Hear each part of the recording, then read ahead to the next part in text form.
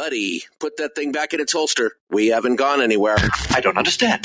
Check out the MichaelDukesShow.com for information on how to get access to the podcast. Welcome to the party, pal.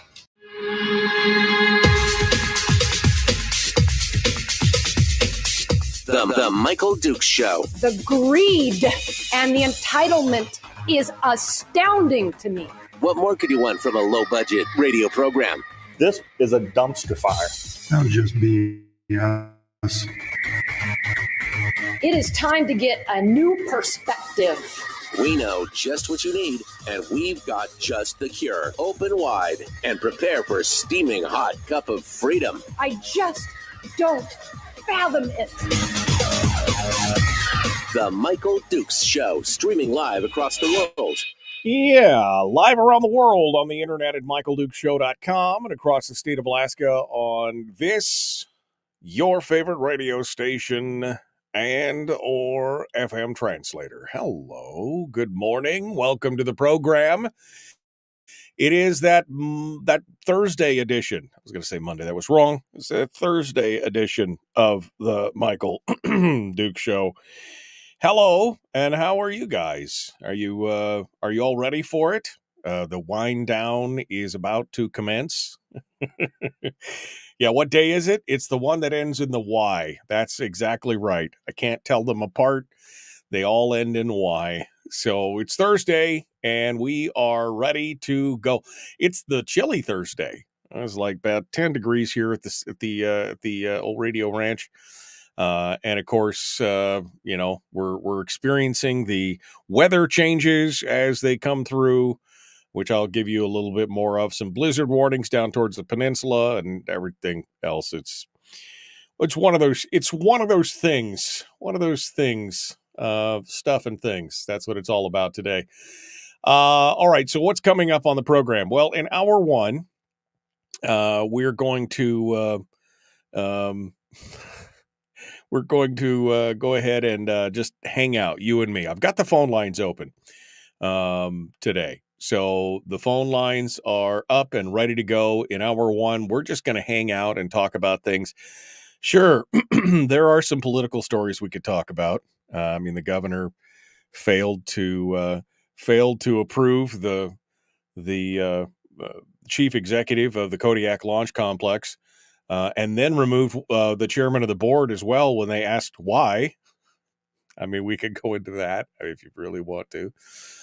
And, of course, the Permanent Fund Corporation has now voted to seal the records of any executive director reviews to keep that from the public because, it's always good. It's always good when a public body decides to seal away and cut the transparency, that kind of stuff. That always works. But you know what? I just don't care about it. I just don't care. Don't care. It's not, it just doesn't even matter at this point. What are we going to do?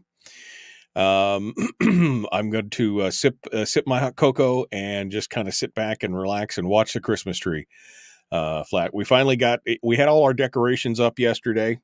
We had all our decorations up. We've had them up for a week and a half or so. But my son finally made it over last night, and we were able to trim the tree, which is always kind of the fun thing to do. We trimmed the tree, we got it all squared away. It was, it was fun. A little bit of Christmas music, a little bit of the twinkling lights, and quite honestly, I'd rather just sit in front of the tree and drink coffee and hang out. That's what I want to talk about today. Coming up in hour two, though, we are going to get into some politics only because, I booked this, I booked this interview long before I decided that I'd had enough of, politics. Dr. Douglas Frank is going to be joining us in hour two today. He's going to be with us for a couple segments. He's going to be coming up to Anchorage, Juneau, Anchorage, the Mat-Su, and Fairbanks. He's doing a whirlwind tour of the state, and he's coming in to talk about election integrity. And so we're going to have a conversation with Dr. Frank in hour two, and we'll see what he has to say, get his take on things. And maybe he's got some ideas on how, on how to fix the fractious nature, or the, at least the appearance of impropriety in our elections across the state and across the nation. I am not one that buys into the the whole thing about a vast conspiracy to overthrow the election, but I believe that there are problems with the election overall, with elections and some of our voting things and systems, and I think the major problem is, of course, even the mere appearance of impropriety undercuts and undermines the people's faith in the veracity of elections, and I think that's a problem. So that we'll talk with Dr. Frank about that in hour 2 of the show today. Coming up tomorrow, it is Firearms Friday, and we will be joined tomorrow by Jacob Sullum from Reason Magazine for the final Firearms Friday of the year. And he's going to be talking with us about a couple of the latest stories that he's written, including the state of New York, and one of the courts in the state of New York have decided to kind of give the fat finger to the Brune decision on a couple different things. And so we'll talk about that tomorrow because, it's firearms. We do have to talk about politics when it comes to firearms, but that's a little bit more relaxing for me than anything else. And then next week, we're going to do all Christmas all day for Monday, Tuesday, Wednesday. That's all it's going to be. It's going to be Christmassy. We're going to talk about favorite things. It's just going to be open line. Like on Monday, and then Tuesday, it'll be Brad Keithley and the Christmas Top 3, and Chris Story will be sharing his Christmas memories and everything else. Then on Wednesday, Mike Shower will be joining us. And on Wednesday, we'll also be announcing the winner of the recipe contest, which is going on right now on our Facebook page at facebook.com/Michael Duke Show. Just go there and click on the picture of the big holiday spread. There's a picture with there's a ham and some cookies and cranberry sauce and everything else. And that has got a bunch of recipes on it, and you can go out there and check them out, and you can vote for them, or post your recipe as well. Whatever you want to do. I haven't seen a new recipe in a couple days. I see a couple days ago, it looks like Rick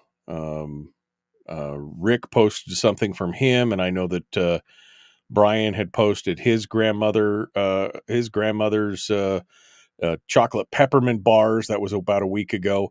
Haven't had any new recipes go up there here in the last few days, though. So that's a little disappointing because I really want to see your recipes, man. Anyway, we'll see who wins that, and let's just do it.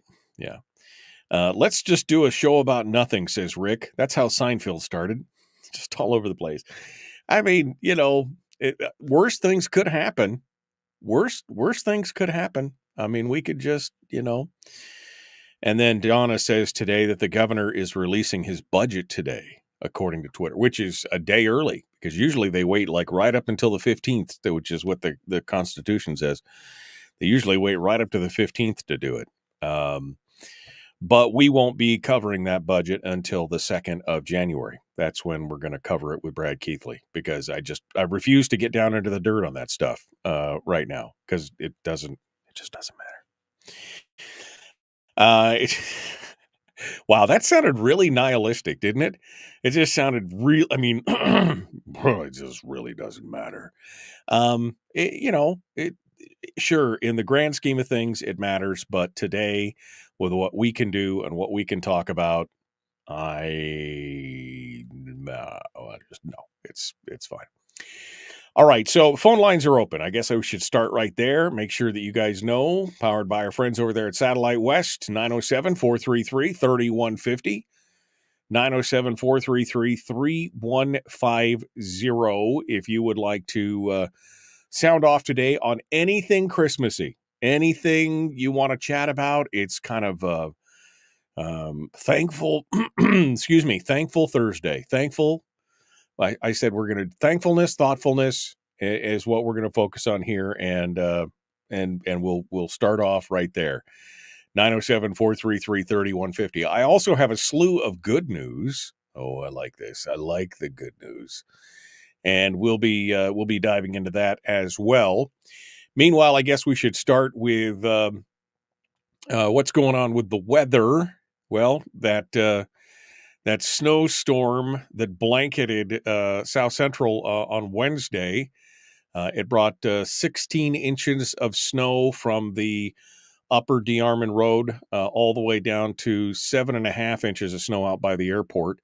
But the South Central area, both Matsu and Anchorage, is going to get a 2-day reprieve from snow. But that does mean colder temperatures, as witnessed by what I'm seeing right now. It got a little colder, but that's just going to continue here. And then the long-term forecast says colder over the weekend, and then next week it's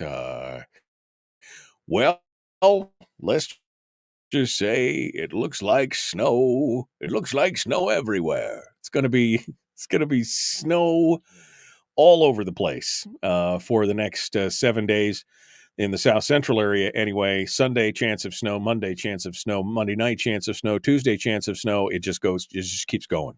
It's just nothing but white stuff, which is okay. That's how we roll. We're gonna deal with it. The state does say, by the way, though, that and this is more for the Anchorage area folks than for folks in other parts of the state. I know you guys have been cold and wet and more, but the state did say it's going to meet the deadlines to remove the latest snowfall from the Anchorage roads that it is responsible for, which people in Anchorage seem to have a hard time understanding. That there are certain roads in Anchorage that are state-owned roads, state-owned, state-maintained, and that the city is responsible for more of the, feeder roads and neighborhoods and things like that. But they say that they're going to get it all done. They're going to get it all done in time. The city, on the other hand, says because the snow was so much, because there was inches and inches and inches of snow, that they're going to be they said it's going to be up to 120 hours or so by the time they get completed, which means that they won't be done plowing the new snow until between Monday night and Wednesday morning. And as I just pointed out, all next week it says chance of snow. So this just sounds like a game of whack-a-mole. They're just constantly trying to play catch up the whole time. And then finally, if you live down on the peninsula, you can expect some blizzard conditions due to blowing snow down towards Whittier.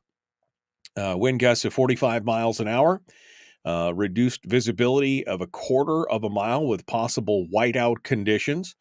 All that blowing snow is going to reduce visibility significantly, and westerly winds in and around Whittier will quickly increase this morning in the wake of several rounds of heavy snow, and they're expected to finally diminish sometime before 6 p.m. tonight. So it's an all-day thing today.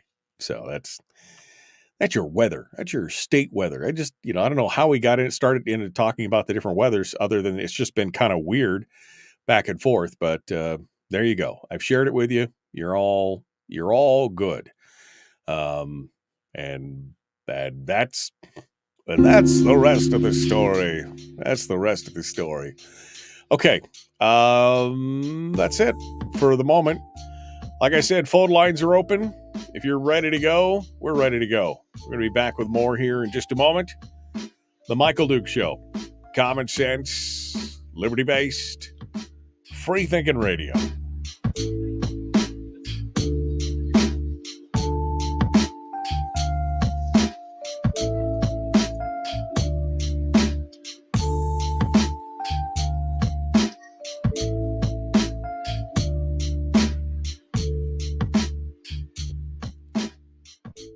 It's the Michael Dukes Show. Oh, yeah. Feeling this holiday thing. Give me some nog. You can fake your holiday spirit, or you can just try to find it for real. Happy holidays. Good luck with that. Streaming live every weekday morning, 6 to 9 a.m. on Facebook Live and MichaelDukesShow.com. Okay. Okay. What's going on here? Rick says he has one above at the house. You know, I'm just looking here. It says it's a little warmer here. Oh, I lied.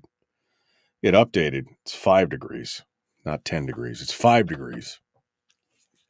So confusing. So confusing.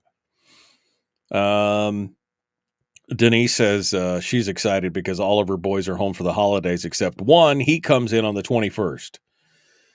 Well, good for you, Denise. That's so awesome. So awesome to have all the family around you, isn't it? That's just important. You know. Good morning. Denise says Tuesday night picking up the kid from the airport. Tudor was so bad they were trying to clean up the side of the road, which made the lane next to it almost impassable. 4-wheeling down Tudor. I know.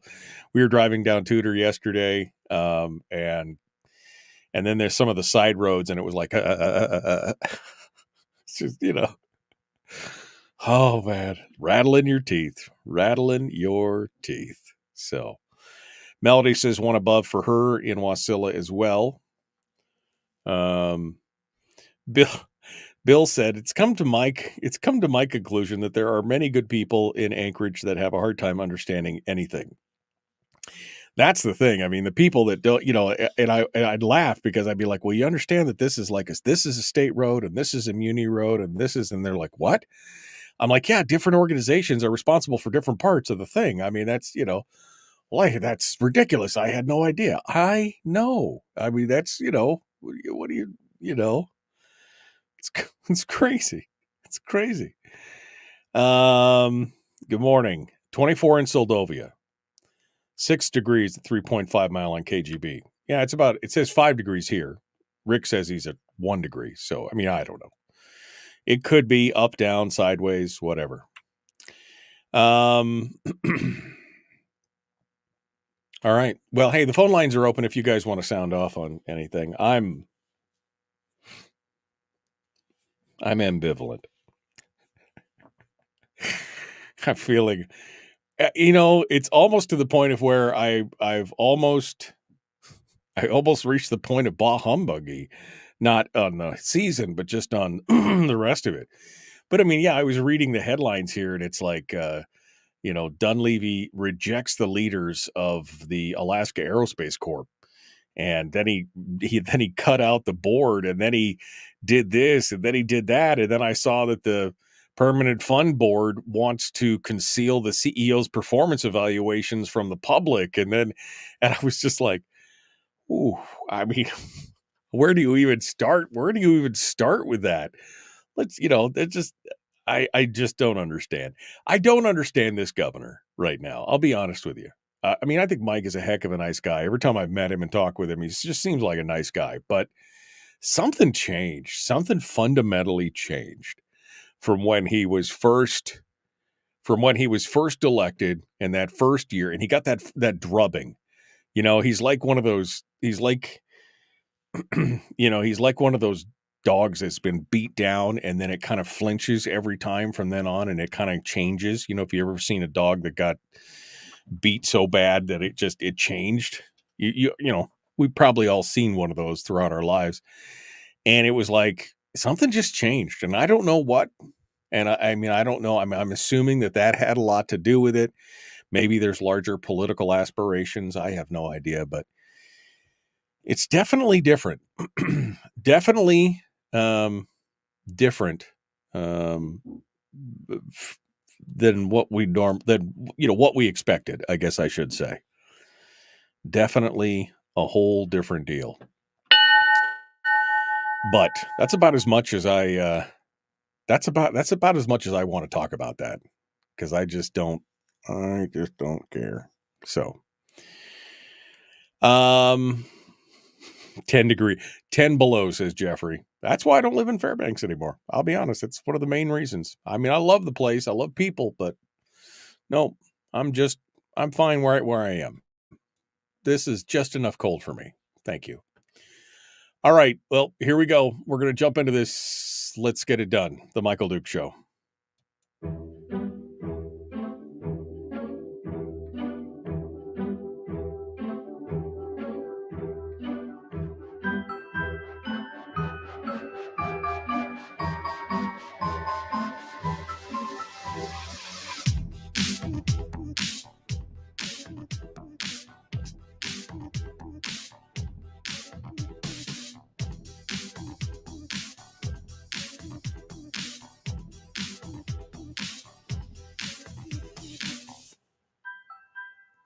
Mm-hmm. Mm-mm-mm. Mm-mm-mm. Mm-mm-mm. All right. Welcome back to the program. It is the Michael Duke Show, Common Sense Radio.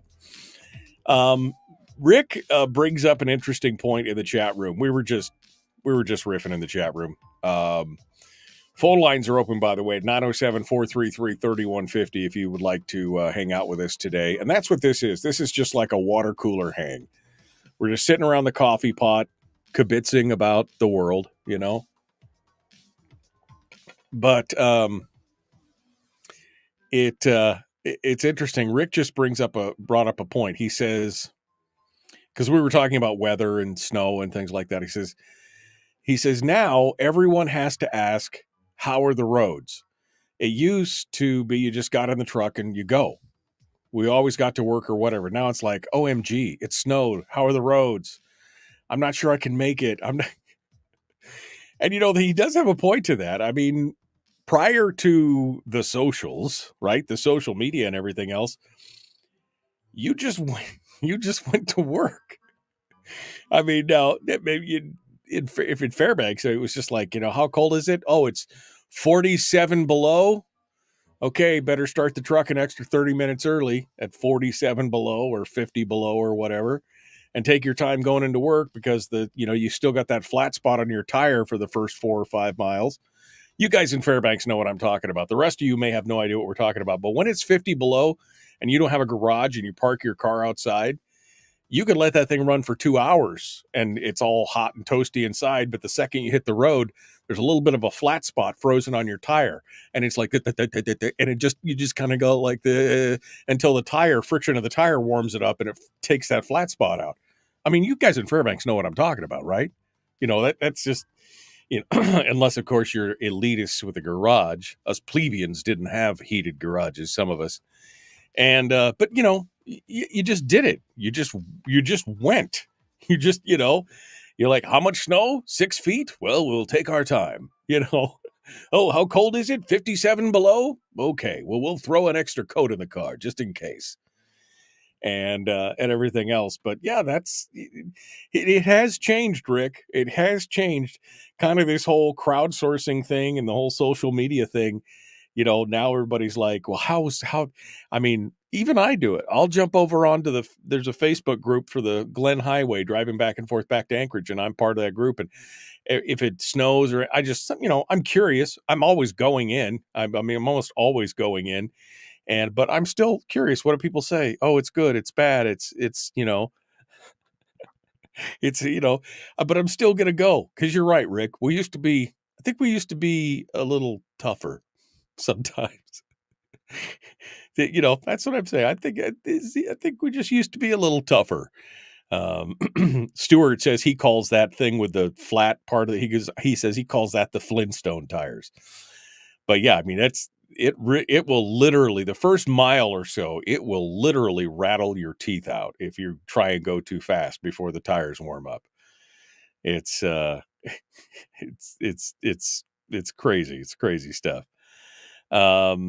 Jeffrey says it's not my driving. I'm concerned about the pilgrims driving. Well, that's how it always is, right?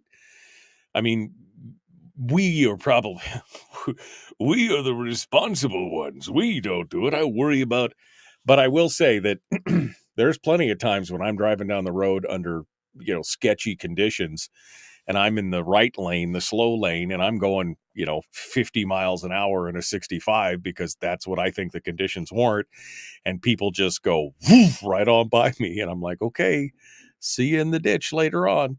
You know, it is what it is. You're right. It's the people who I think are just not thinking about that they could just go. It's, you know, oh man, it's great.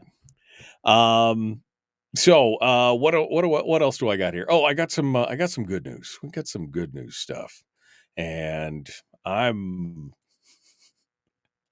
happy. I'm looking for the inspirational. Can you point me in the direction of the inspirational news? Thank you, please. I had to call this one Justice. This is the story that I'm Batman. I mean, this had to be like the perfect This had to be like the perfect storm, the perfect scenario of justice. In the creative use of the justice system of English common law, a woman in Ohio was sentenced to 2 months' work at a fast food restaurant after she was recorded throwing hot food in the face of a Chipotle worker. Reminiscent of the Seinfeld episode where Jerry and George come up with a pilot for a TV show about a man sentenced to be George's butler for a year, the woman was asked if she preferred jail time or to walk in her victim's shoes. According to the woman's attorney, she pled guilty in the court of the Honorable Timothy Gilligan to a misdemeanor assault charge and was given either the choice of 90 days jail time or 30 days with 60 days of mandatory service as a fast food worker, in addition to a $250 fine. In a statement provided by the court, the woman's attorney read that she was truly sorry for what happened that day.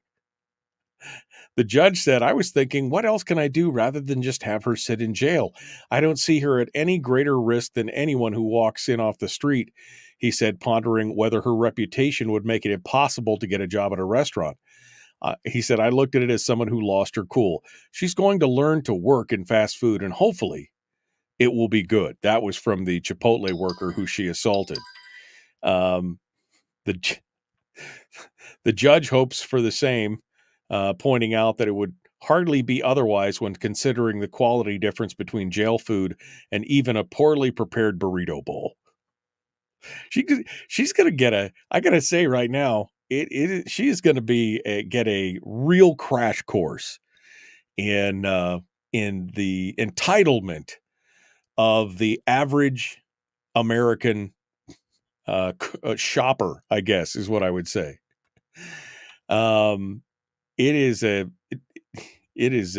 crazy. It's just crazy. But I think this is the perfect opportunity. I'm shocked. My daughter, who worked, both my daughters worked in retail, and they would come home with stories about how people treated them in the line working at the stores that they were working at.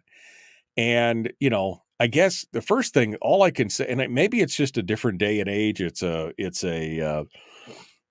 People are afraid of the litigiousness of society or whatever. But I got to be honest, if I was a manager in any of these places and people came up and, in this example, she threw a hot bowl of food in the guy's face, that's, but I mean, just in some of the stories that my daughters have told me over the last couple of years that they've been working in retail, my first question is, well, where was your manager? Because if I was a manager, I'd take the stuff out of everybody's cart and tell them to leave the store and never return. I mean, that's the only way you're going to stop that kind of behavior, the Karen-like behavior of all these people who just, it's the entitlement that just because there's somebody working behind the counter, you can yell at them.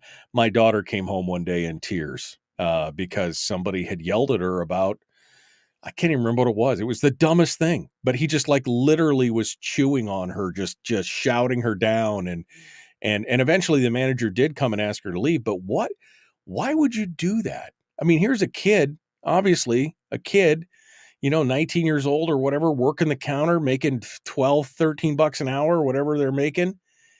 And you're just going to yell at her about things that are beyond her control because she said, "No, sir, the company policy is this." I mean, sure, get mad about it, but why do you, So this, to me, when I read this story, I thought, that's perfect. All I can say is she better hope that her burrito bowls are perfect. Otherwise, she could get a dose of her own medicine. So to me, I call that justice. That's what that is, right? That's what that is right there. Here's another great story. Charles Jeffers has been playing with Legos since he was 4 or 5 and credits one of the most famous of all toys for helping him to learn math and engineering concepts and how to be focused, flexible, and creative. It occurred to him that many kids don't have access to play tools like Lego, and that their emotional and cognitive development suffers as a result. He's a senior at Redwood High School in Marin County, California, and realized that by getting Legos into the hands of kids who can't afford the name brand toys, he could also avoid having them ending up in the landfills. So in 2020, he launched Pass the Bricks to address both of these issues. He and his volunteer-based team repurposed used Lego bricks into new original sets for kids in marginalized communities who don't know about them or can't afford them. Pass the Bricks has an open model program template with 4 key steps. First, they collect the used Lego bricks. Then they sanitize them. Then they sort them into different shapes, sizes, and colors. And then they create new sets with the used bricks and deliver the sets to kids in marginalized communities. The team distributes this set to kids in need or through partnerships with 11 various nonprofits. One in particular that's flourishing is Jeffers' ongoing relationship with the multiple chapters of the Boys and Girls Clubs of America. As part of this, Pass the Bricks delivers a specific numbers of sets each month, usually 50 sets per month in San Francisco, for example, which they can then include in larger deliveries to kids and families in needs. Now, to date, they've delivered over 3,000 Lego sets to kids in need. Pass the Bricks. And it's just, it's just crazy. He now has over 20 volunteers working with him and has expanded the program into the communities of San Francisco, Marin County, Portland, Austin, DC, Richmond, and Los Angeles, and is now looking to scale the program up even further. So if you've got some Legos, you might want to do that. I mean, that's just freaking cool. And my understanding is that now Legos as a company also has a program where you can mail in your old bricks and they will do some of those things as well. I just saw it in passing, but I just thought that's cool. That right there is a pretty cool use of their time and a good way to give back. I mean, I loved Legos as a kid. Legos were so cool. And boy, there's still there's some sets out there. Have you seen the Millennium Falcon one, the $700 and something Millennium? It sits on a dining room table. It's that big. I mean, there's some big kids Legos out there is what I'm saying. Some big kids Legos. You will love it. All right. We got to go.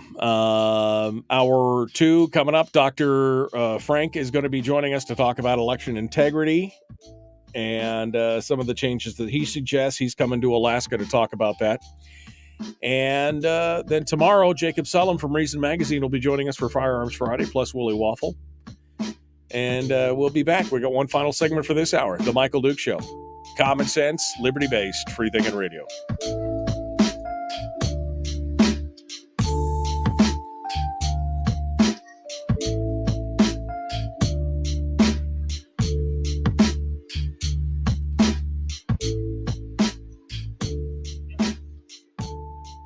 It's the Michael Dukes Show. Oh, it's a magical Christmas time again.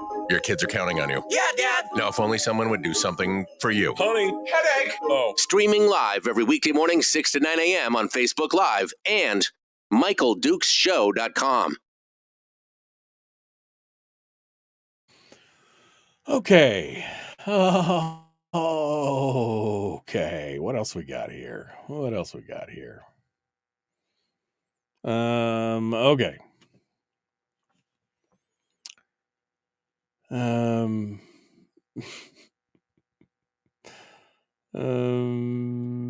Going over here. All right. Coming from you is true, even to the power sports industry. Mike King says, I left Maine in January 1st, 1994 with 8 dogs and a sled in my truck, and 9 days later, I was in Salcha, no cell phone. I would call home from a payphone every night and let my grandmother know where I was. Yeah, no, it's true. It's true. Good morning. Cheney says, I've been in line since June. What are you in line for since June?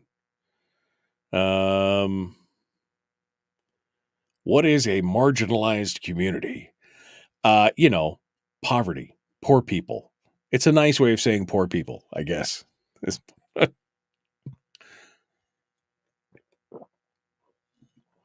Yep. Yeah, Legos are amazing. Jennifer says, go see my recipes I posted. Did you post new recipes since this morning? Because I refreshed this morning. I didn't see anything new. Maybe let me refresh the page one more time. Oh, it's a magical Christmas. Scrolling through. Oh, look at that. Papa's cheesy holiday potatoes for the crowd. And Grandma's. Oh, yeah, I did see Alaska's cranberry. I talked about that yesterday, Jennifer. The cranberry pumpkin bread. That sounds amazing. Amazing. We didn't have Legos growing up, so I played with pellet guns instead. I did both. Pellet gun wars. Don't tell mom and dad. Pellet gun wars. You'll shoot your eye out. Oh, man. They sure do suck when you step on one in the middle of the night. Well, yes, I would agree with that. I mean, there's nothing more torturous than who needs caltrops when you can just sprinkle Legos on the floor. I mean, that's what it is. All right. Beg shamelessly like Bill did. That's how you do it. Okay. Guys, help me here. I have no interest in digging down into political stories. I would just rather hang out. I thought we had a fun show yesterday with Sarah Vance, and then the week before with Ben Carpenter, and now Mike Shower. I just, there's something about just hanging out and chatting about the past and reminiscing, nostalgia. I mean, that's just cool. My hair just will not. I mean, what little I have left is just, it's not cooperating today. Vote for my recipes. Drunken apple dumplings, what the what? Drunken apple dumplings. Did I miss something? I got to refresh this page, like full refresh, like clear the cache refresh, because I did not see drunken apple dumplings. So it's refreshing here. Let me just see what, let's see. Schmores. My dad posted Grandma Fran's cranberry relish, my other grandmother's cranberry relish. Oh man, there's some good. Some comments have been filtered out. I want to see all comments.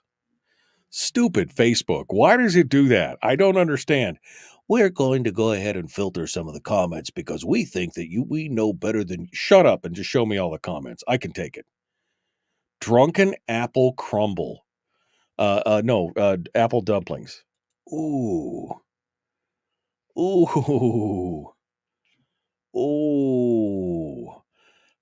Cosmic crisp apples, pie crust, brown sugar, butter, cinnamon, nutmeg, 1 cup of your favorite bourbon. Oh, shut up. That is delicious. Oh, gosh. Oh, okay. Well, that was part of my problem, is that some of the comments were being filtered, apparently. My headphones are keeping my hair under control. Yeah, because if I didn't have headphones, it'd be like, hello, Nelly. I mean, it's just how it is. All right.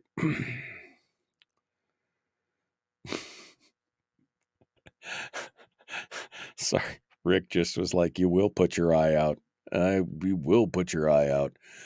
Okay. I don't know what we're going to talk about here in the next segment. I do have some good news stories that we can continue with, or you could call in and we could just chat. I'm all good. Let's do it. The Michael Duke Show. Common sense, liberty-based, free thinking radio. Ho, ho, ho.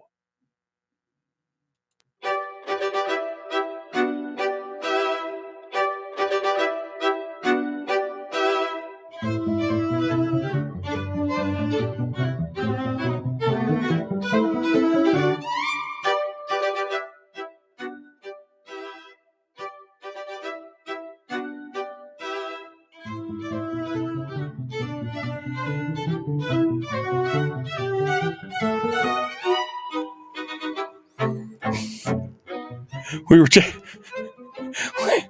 we were just talking about new recipes that got posted to the recipe page, and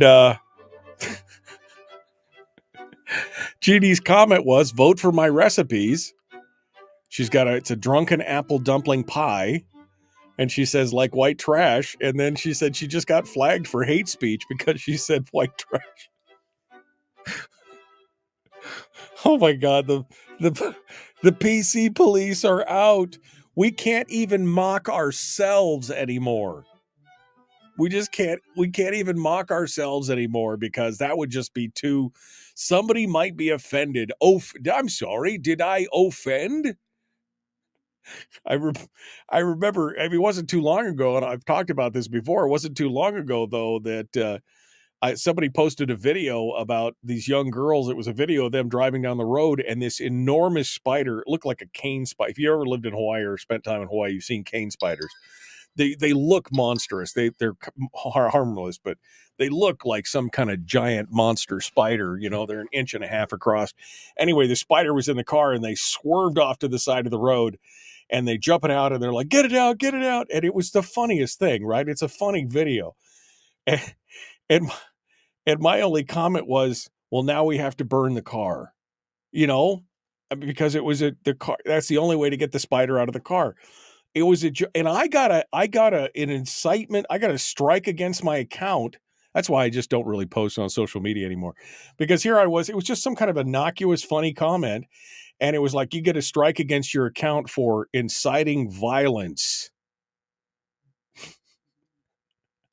I mean, what? Yes, you got kicked out it was just like, I can't even. I mean, how much JD Too Chilly, who's on vacation right now, they just reposted a story in Reason Magazine, reposted a story from a couple of years ago that he wrote while he's on vacation in his absence. And the story was about, kind of the cancel culture and everything else, and how that's led to not just what it is people are self-regulating themselves to the point of where they won't really tell you what they really believe because they're afraid of the appearances or they're afraid of cancel culture or what.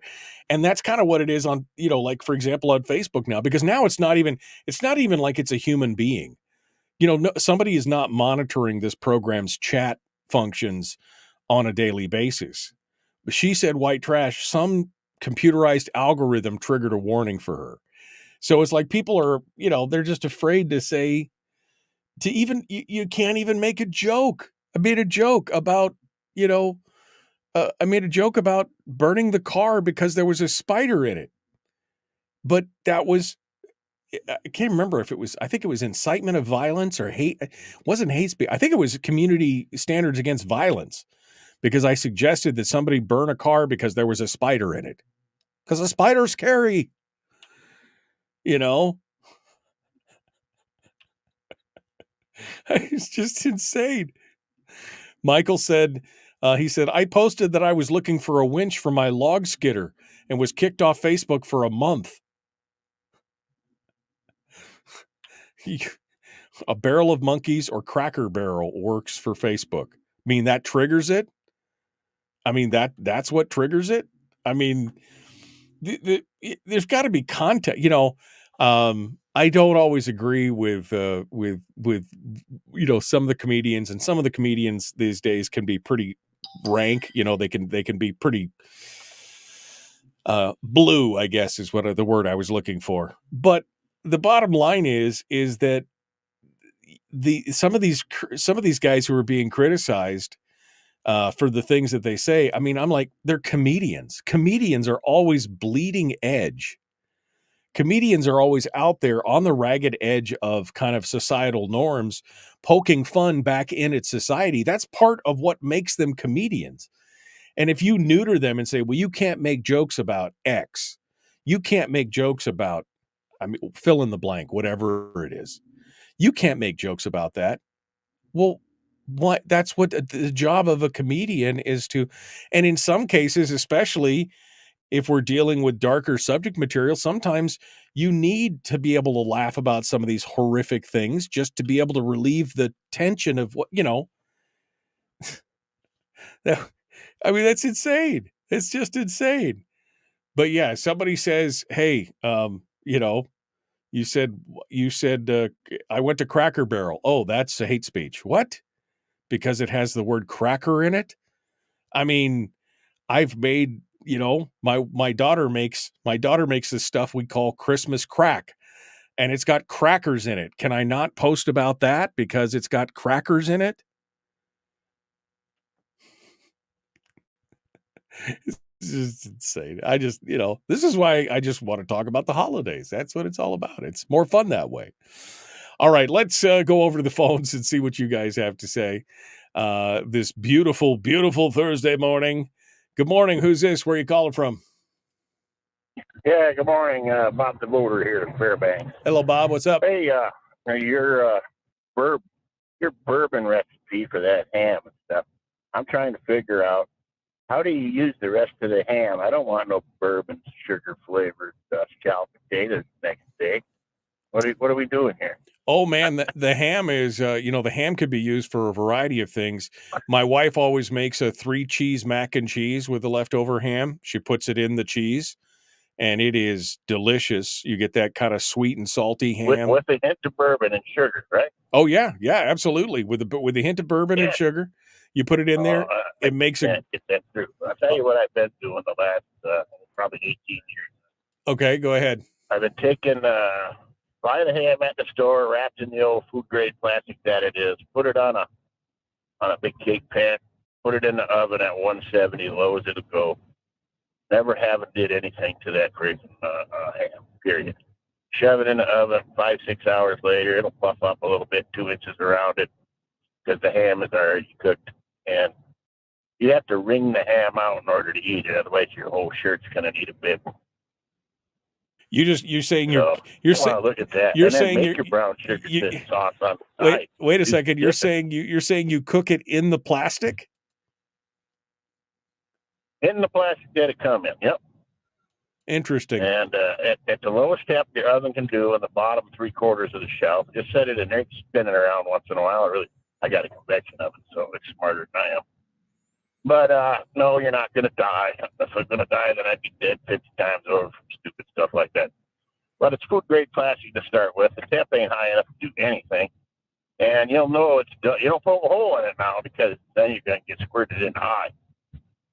But you'll know it's done when you see about an inch of juice in the bottom. But all right, it's only got to go to 140 for the old food safety program, but usually I run it around 150 something. And when it's time to eat, you whip that thing out, and I'm telling you, it's a waterfall falling off your knife as you cut it. And you're like, well, that's the ham that we used to eat before the big giant food safety program came along. Everybody was eating it like this.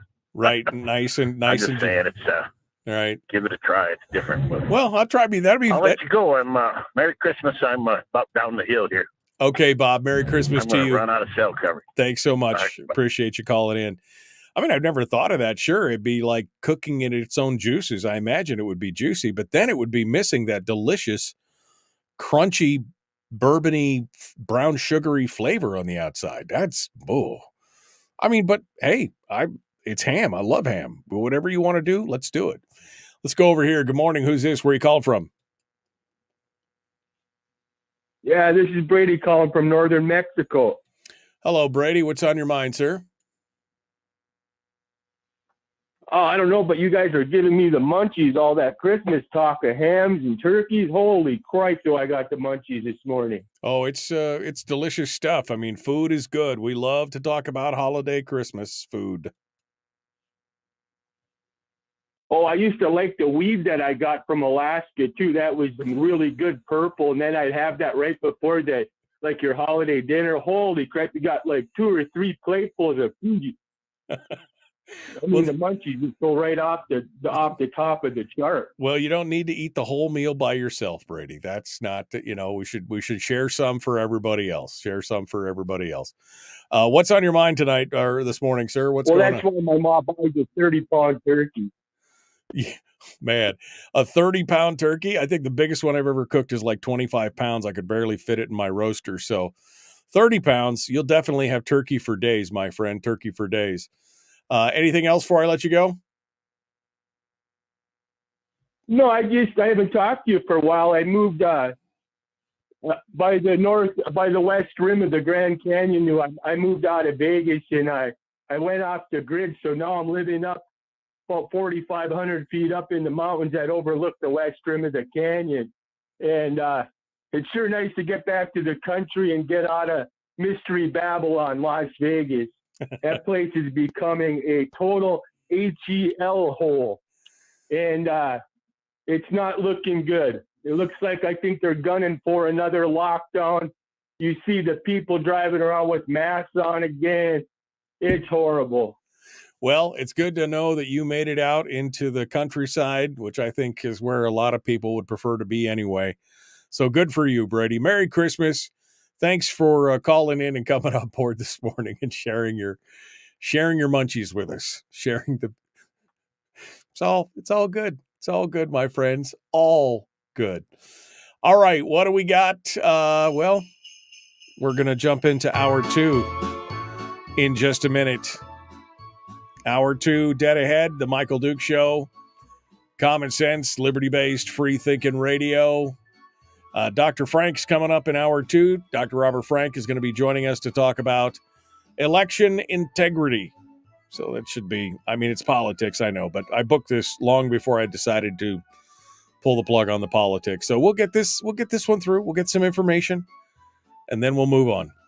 The Michael Duke Show, common sense, liberty-based, free-thinking radio.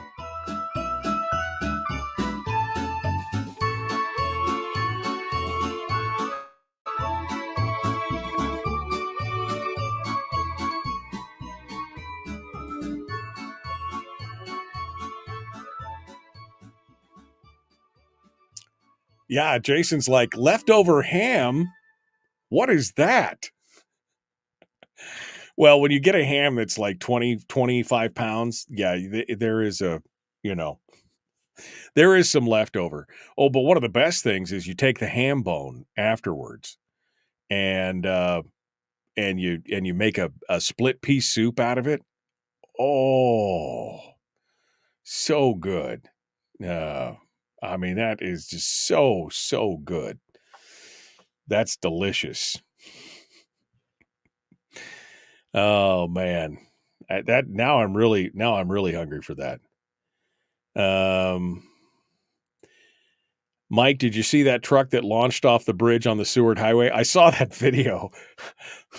That was insane. That was at the Huffman overpass, there by the highway. Holy cow. It's a video on Facebook. If you haven't seen it, somebody had their dash cam on and they're just driving, getting ready to go under the overpass at Huffman, and some vehicle launches itself off the edge of the bridge and just crashes down right in front of them. It's like a pucker factor moment. But again, just slow down. They're just slow down. Richard says, spider lives matter, Mike. It's just because, yeah, you're right. Spider lives matter. Sure. Terry said there were cane spiders in Australia too. I would jump out of my car. They are huge. Yeah, they are huge. Those cane they are like this big around. Their legs, they're between a large golf ball and I guess a regular sized golf ball and a baseball, depending on how big they are. Their bodies are pretty tiny, but their legs are like, man.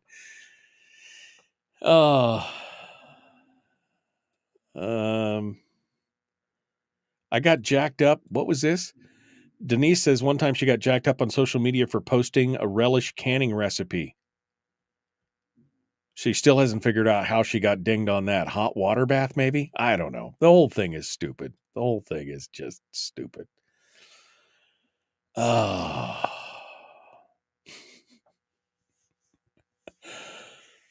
Oh, man. There's a whole lot of JIH going on here this morning. Whole lot of it. I can tell you right now. A whole lot. Is it a cracker recipe with saltines? Is that? Yeah. Yes, Jennifer. It is the cracker recipe with saltines. We call it Kronk Crack. That's with the saltine crackers and the toffee and then the chocolate on top, and then you bust it up. Oh, that stuff is just bad. I mean, bad. Just absolutely bad. Brady sounds like Bill Murray on Caddyshack. He does a little bit sound like Bill Murray on Caddyshack. You know, it's great. Okay. Split pea soup. Oh man. Yes, it is so good. And you get that whole bone, and I'll take it, freeze it, and then I'll break the bone in half so it gets all the marrow out, and then you got all those chunks of ham floating around in the split pea, because I mean, I carve a ham. There's still probably a pound of ham left on the bone on all the different places and in the knuckles and everything else. But when you boil that stuff out, it just comes right off. Oh, so good. So good. Always. We're waiting on Dr. Frank to jump into the green room here. And otherwise, we'll just I did that one. What about this one? Did that one? Okay. I got the next good news. All right. I'm queuing up some good news just in case, because you just don't, we'll see this. We'll see what happens. We'll see what happens here 10 days ago. Looking to see if where Dr. Frank is here this morning. They can't decipher waterboarding with water bath. I mean, that's the thing. If they're confusing waterboarding with water bath, that's a whole different problem. And the thing is, it's not even like you can appeal it, right?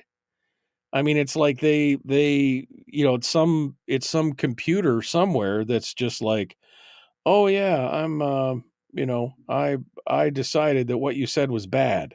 Okay. I decided what you said was bad, and so we're not going to...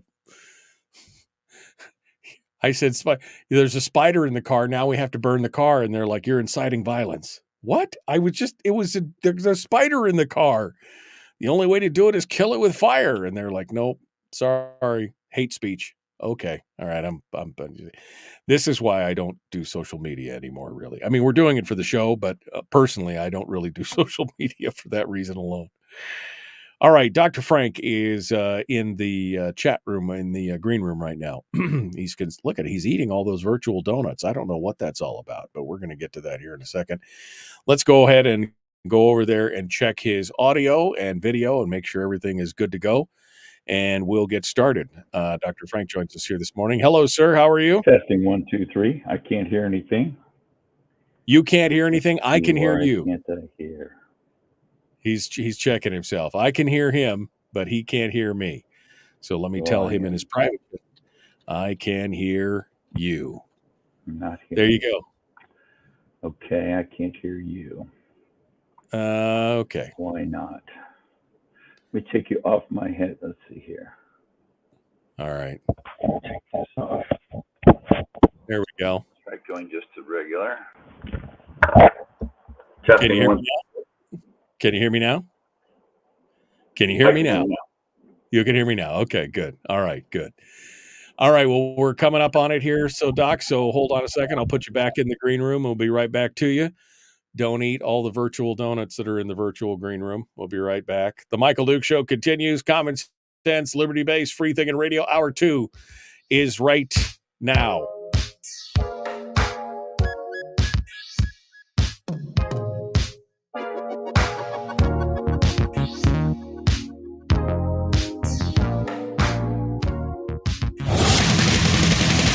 Whoa, buddy. Put that thing back in its holster. We haven't gone anywhere. I don't understand. Check out the MichaelDukesShow.com for information on how to get access to the podcast. Welcome to the party, pal.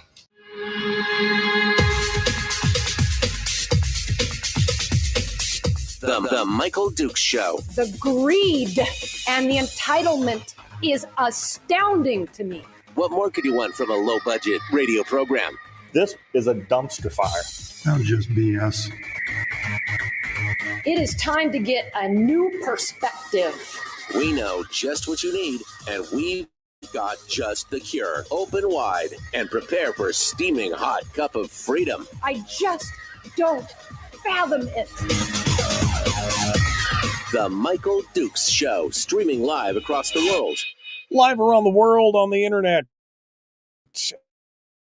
at MichaelDukesShow.com and across on this, your favorite radio station and or FM translator. It is the Michael Dukes Show. It's just another beautiful day in the world, and we are ready to go. Are you ready to you ready to feel it? Well, we're jumping away from the Christmas spirit for just a minute to talk a little bit about politics. We booked this a while ago, and so we're going to dive back down into politics for a few minutes before we surface again here. Remember, next week it's going to be all about the holidays and memories and favorite foods and movies, and it's going to be lighter side stuff all next week, with Wednesday being the final day of broadcast for the year.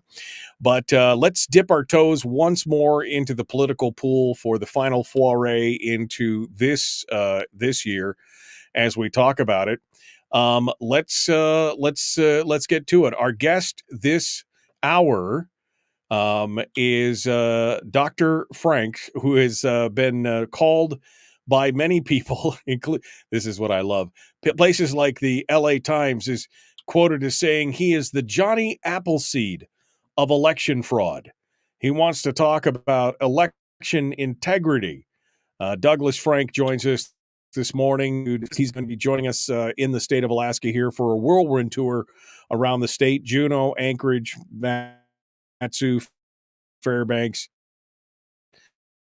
He joins us this morning to talk about integrity in the U.S. Let's get started and bring him on the program right now. Good morning, Dr. Frank. How are you, my friend? Uh-oh. We lost Dr. Frank's audio. He didn't have my audio, and now I didn't have his audio. Are you with us, Doctor? Uh-oh. We lost his audio. Well, he can hear me, but I can't hear him. Doctor, why don't you try and reconnect real quick? Why don't you try and reconnect? He's going to try and reconnect to the broadcast, and we'll see if we can get his audio this time. It worked just a second ago. It's technology, man. It's technology.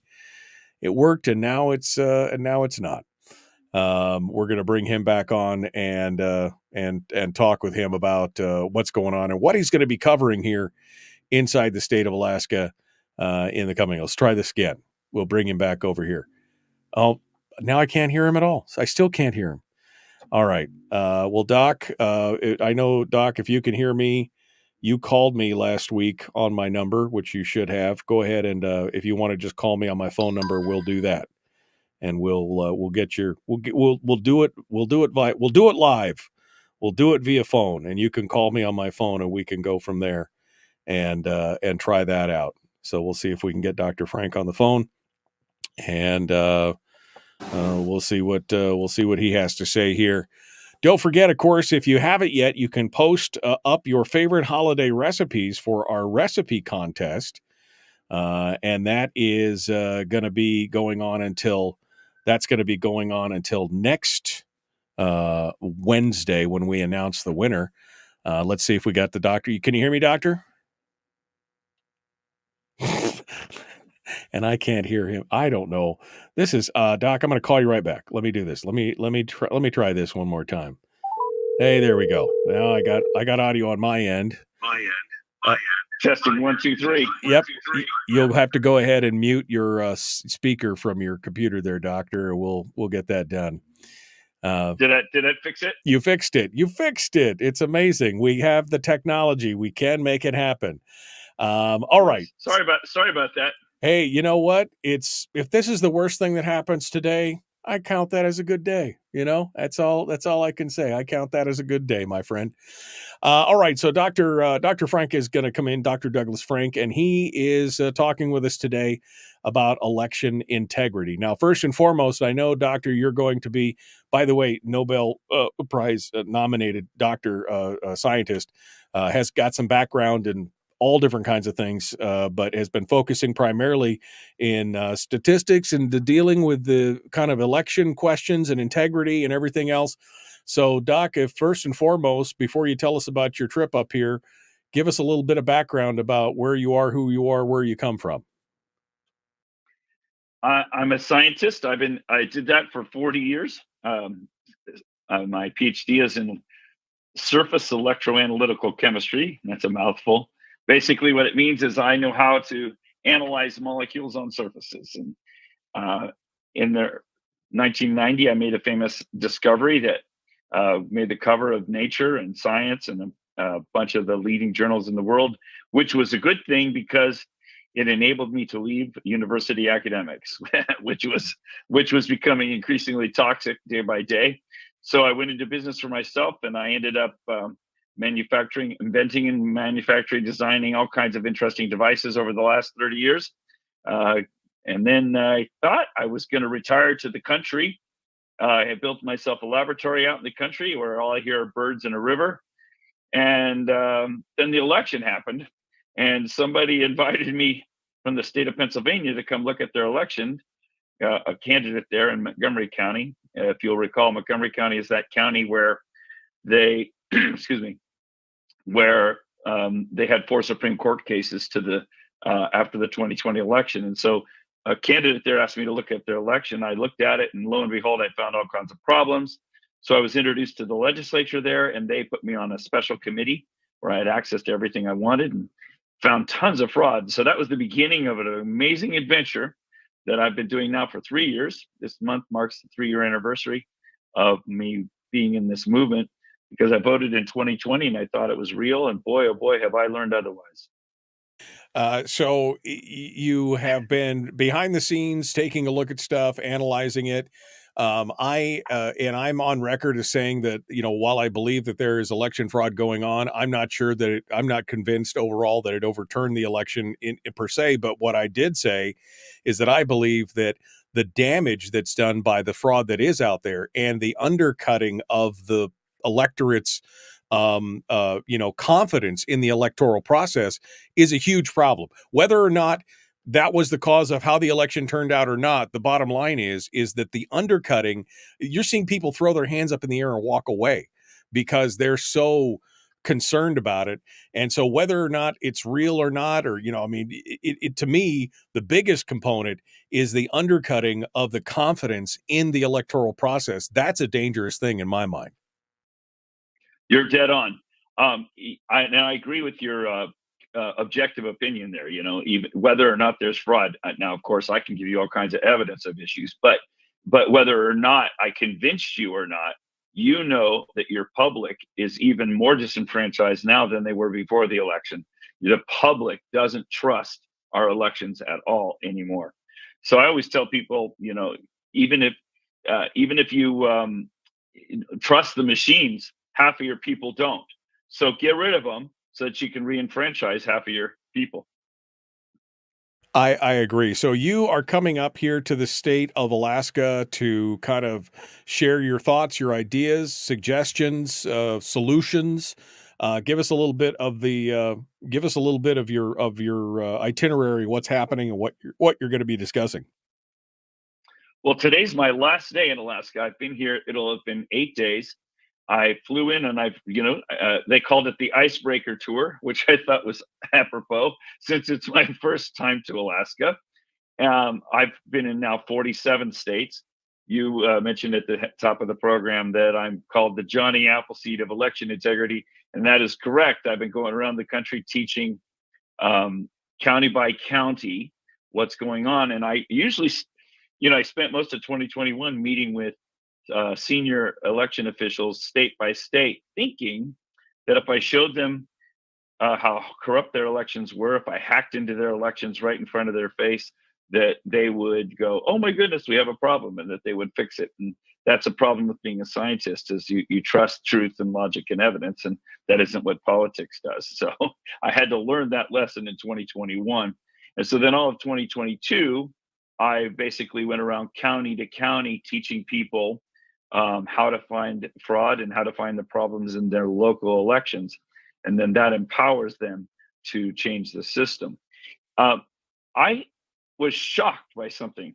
One of the good things about being boots on the ground like me, where I actually go to and meet the people in person, I'm not just Zooming with everybody, is I spend time in every state. And I've been now in 800 counties, boots on the ground, 47 states over the last 3 years. I do this almost every day of my life.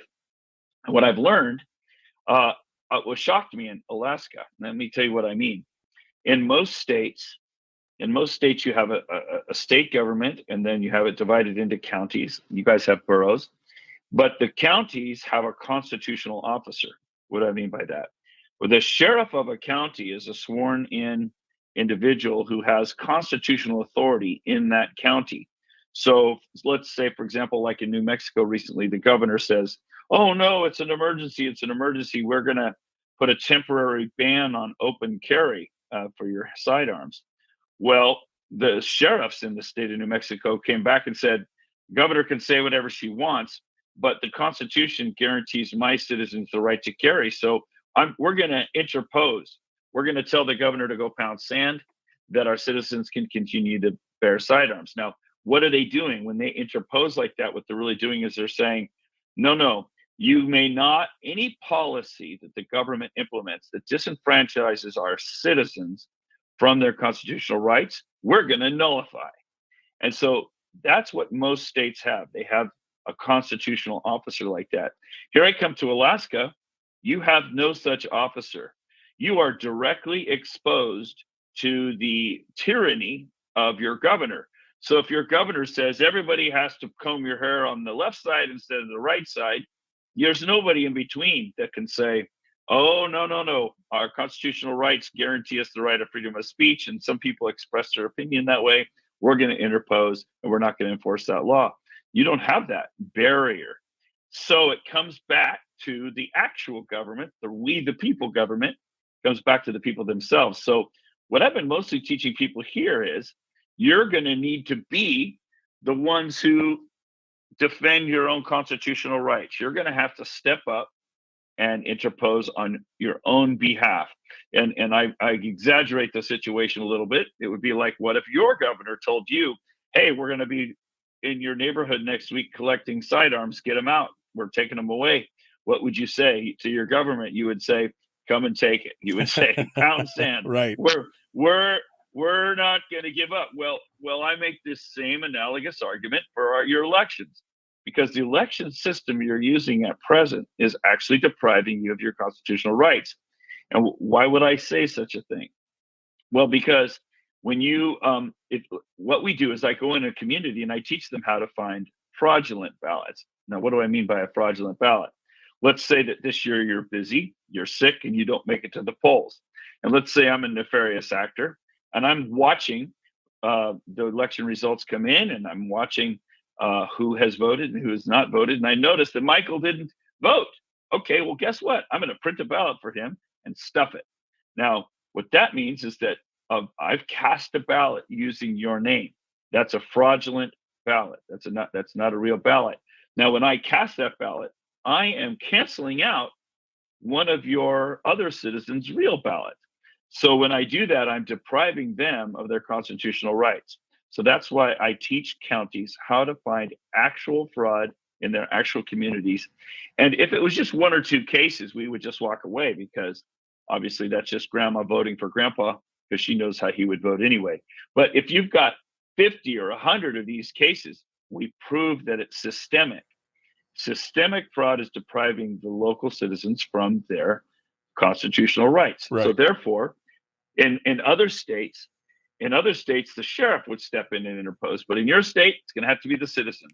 And you guys have already sort of been waking up. I'm here in the valley, in the Matsu Valley, and here the people here are already waking up and saying, "Hey, we don't trust these machines. We're counting the ballots ourselves," much to the dismay of your state government. So You see how this is. This is Alaska's an interesting dichotomy in that way. We'll talk about that a little bit when we get back from the break. But Alaska is a bit of a different, critter, because we do things strangely, and yet we've got some of the most I say libertarian minded or kind of conservative individualists. Yet at the same time, we have some of the strongest government structures in the country, which is kind of ironic. But we'll talk about that more when we get back. Dr. Frank is our guest. We're talking about election integrity. We're going to be back with more in just a moment. The Michael Duke Show. Common sense, liberty-based, free thinking radio.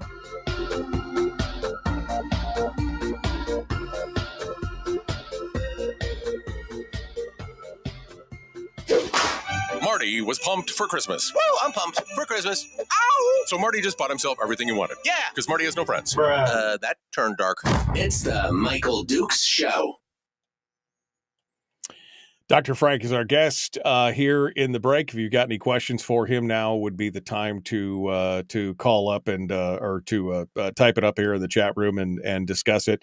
So I apologize, Doctor. I thought that you were just starting the tour. I did not realize you were at the end of the tour. So that's my apologies on that. Are you have what's your next presentation? Or you have one more before you leave, or what's going on? Yeah, tonight here I'm in Wasilla right now, and I think I have 2 presentations today. I can bring that up on my calendar. Let's see here. I've got one at 10 o'clock. It's at the food group. Kathy Tilton represents Wasilla. Let's see. So I think she might be there today, but it's from 10 to 12 Alaska time. I'm not sure where it is. John Nelson is the organizer of that. My problem is I don't do my own scheduling, and people pick me up, and so I just go where I'm told. You know what I'm saying? Yeah, no, I hear you. And then tonight I'm gonna this afternoon I'm going to be it says here Kelly. See, something Red America First. That might be a Zoom call, and then at 6 o'clock. I've got another event, a dinner meeting, Big Lake Family Restaurant at 6 p.m. Alaska time. So I don't know if those have any meaning to you, but I just know I'm showing up. No, Big Lake Family Restaurant's not too far. I mean, you're just a few miles away from me right now, so we're all we're doing this via video, but we're all in it. Okay, so we'll see if we can get some more details. But Big Lake Family Restaurant tonight at 6 p.m. is a big one. So that'll be good. Doc, I'm sure that you've heard, like I said, people like me who believe that the biggest problem of this thing, whether or not, and again, I'm not 100% convinced that the election got flipped because of the fraud. I believe that there is fraud. I'm just not sure that it is as endemic as most people are talking about. But again, the biggest challenge to me is what it's doing to the confidence of the electorate. I think that again is the slippery slope there for people, because once people start to lose faith in their government, it's what we call, we talk about the creation of an Irish democracy, where the rule of law becomes so ridiculous that people just stop, they just basically stop paying attention to it because they've lost confidence in it. And that's kind of that's a step in that direction. Am I right? Am I wrong? What are your thoughts? You're right. You're right on target. And, systematically, our culture has been more and more apathetic, more and more complacent. And, as I've studied your elections in Alaska, you epitomize this. I agree with you. I see here in Alaska, I come in objectively because I've been all over the country. I see here a bunch of rugged pioneer, stay out of my business kind of people. Very libertarian, and I understand that. But what's going to happen is like what happened in Ohio, where I'm from. In 2020, 60,000 Amish people came out to vote for this first time. And the reason they did is because the government was imposing COVID restrictions on them. And so they were saying, hey, get out of our face. I guess we're going to have to vote. We're going to have to vote because otherwise our governor is going to, treat us poorly. So I see that same kind of attitude with you guys, but you aren't awake sufficiently, apparently, to come out and vote because you have some of the lowest turnouts I've seen anywhere in the country, just ridiculously low numbers of people. Now I have to back off from that because when you say turnout, you're basically saying what percentage of the people have turned out. And I also have to tell you, and I'm sad to report, that you have the dirtiest voter rolls in the country. You have 108% of your people registered. So you have a really big denominator. Right. If that makes sense. No, that's exactly it. That means the ding means we're about to return to radio. But I want to get into that because that was going to be my next point. Is that yes? I mean, look at what we've got with our voter rolls here. It's pretty astonishing. Yes. Dr. Frank is our guest. We're going to continue to talk with him about voter integrity and voting here in the state of Alaska. We're going to focus here on Alaska for a minute, and then we'll go back to the national scale, and he can try and convince us as to whether or not this is the problem that some people think it is. Let's get back to it. The Michael Duke Show, common sense, liberty-based, free thinking radio. Let's go.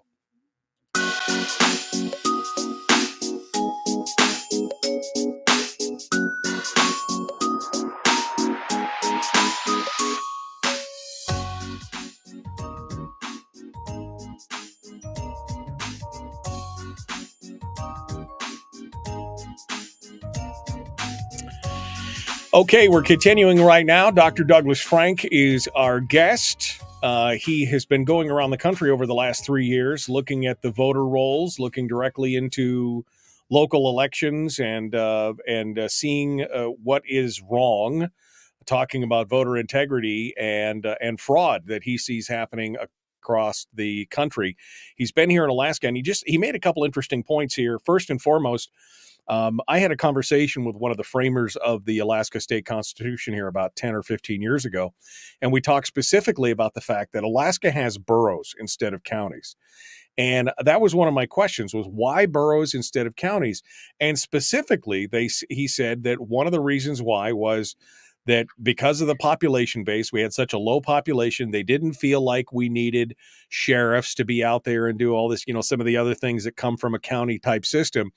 And I've always wondered if that was a mistake, because again, as you said, the last, line of constitutional duty is that sheriff, they get to help decide, and they are a public official who is elected by the local folks. And it is the lowest level of government, basically, and line in the sand.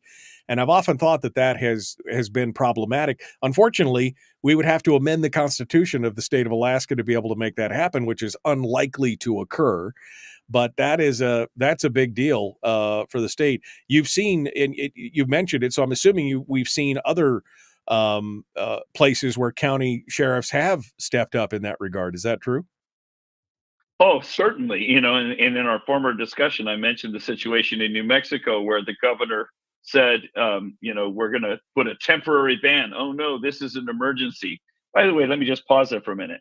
During emergencies, that's when you need your Constitution, not when you suspend your Constitution. Okay. And so, but it seems like, never let an emergency go to waste. So there's an emergency in New Mexico. So the governor says, oh, we're going to put an emergency ban on your sidearms and carry an open sidearms. That's when the sheriff stepped in and said, hold it right there. I've sworn an oath to defend the constitutional rights of my citizens. I'm not going to enforce that. Right. My citizens are free to continue their constitutional rights. Well, it's the same way with our elections. And for example, in Northern California, that's one of the places, in fact, where I'm headed next, in a town, a county called Shasta County. The sheriff there backs the people. The people have said, we don't trust the state election system anymore. We see that we found 350 cases of fraud in our own county. And this is systemic fraud. We don't want to use the state system anymore, because when we use the state system, we become disenfranchised from our constitutional rights. Therefore, we are going to run our own election. Thank you very much. And we're going to have paper poll books and paper ballots that we hand mark. We're going to count our own ballots. We're going to report our own tallies, and the state's free to come and watch us all they want. Everything's going to be transparent. Everything's going to be out for auditability, but we're going to run it because, like Stalin said, it doesn't matter who votes. It matters who counts the votes. And so we're going to count our own votes. We're going to run our own election. And then when the state comes along and says, oh, no, we're not going to let you do that. We're not going to let you do that. Then the sheriff comes in and says, oh, well, you state you can say anything you want, but guess what? I have the keys to the building, and my citizens are going to claim their constitutional rights here and nullify any policy which threatens those constitutional rights. So that's an example.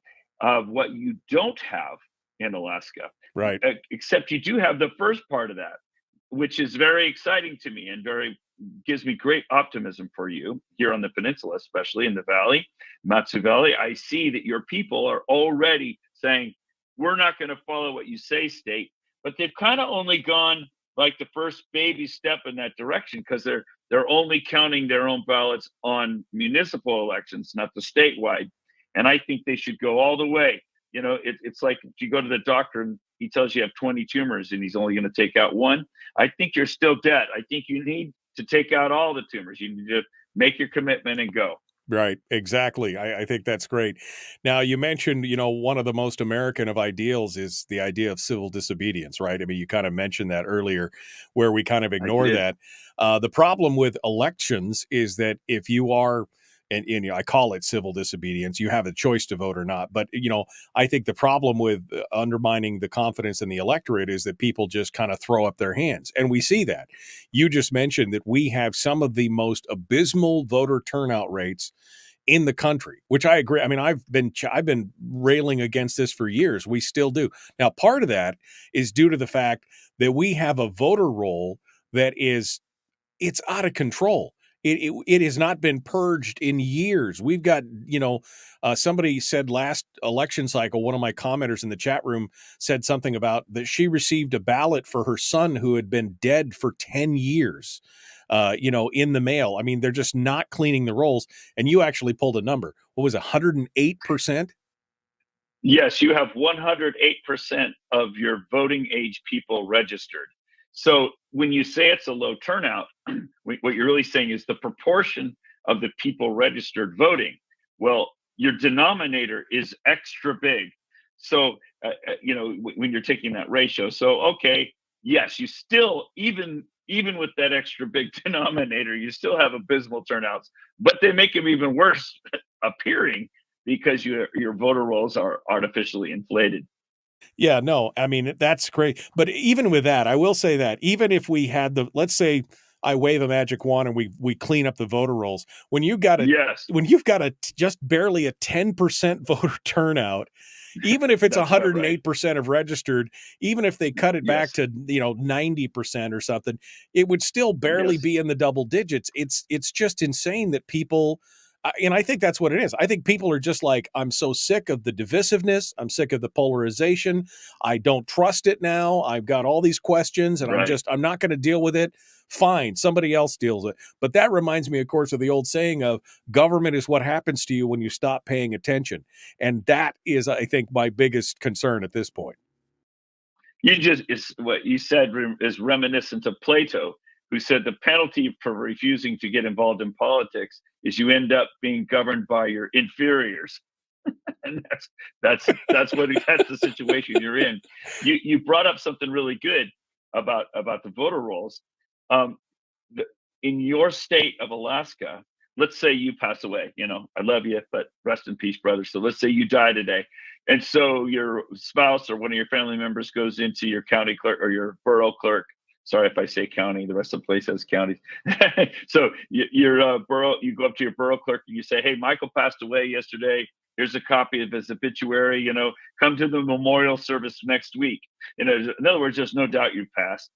Well, your clerk cannot remove you from the rolls. Your state controls the rolls.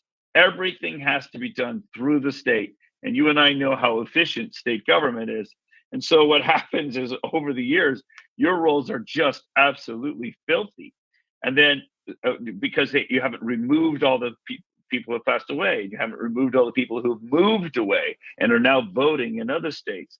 Now we're going to compound it by yet another factor, which is why you have the dirtiest voter rolls in the country. And that is that you have a policy where anybody getting their PFD is automatically put in the rolls. Okay. And so what happens is you can see it, and I have graphs that I show people in my talks. You can see these surges in the rolls whenever you change policy, and you don't see nice corrections, due to cleaning up the rolls. You just see these surges, and so you've surged right past your population in terms of number of people in the rolls. It's really quite obvious when you look at the data. So my job is to wake the people up and to let them see this. and I'm a scientist, but I've learned that one of the most persuasive things is not to say your voter rolls have 108% of your people in it. It's much more perceptive to show them a picture. They see it with their own eyes and they go, what? That's us? How can that be? And so when we show that to the county clerks, which I've met with multiple county clerks now across the state of Alaska, they all throw up their hands. They say, it's not our fault. Talk to the state. But that's my point. Okay. That's exactly my point. The fact that you're so inflated makes it so easy to cheat your elections because there are all these extra names that nefarious actors can use to stuff ballots.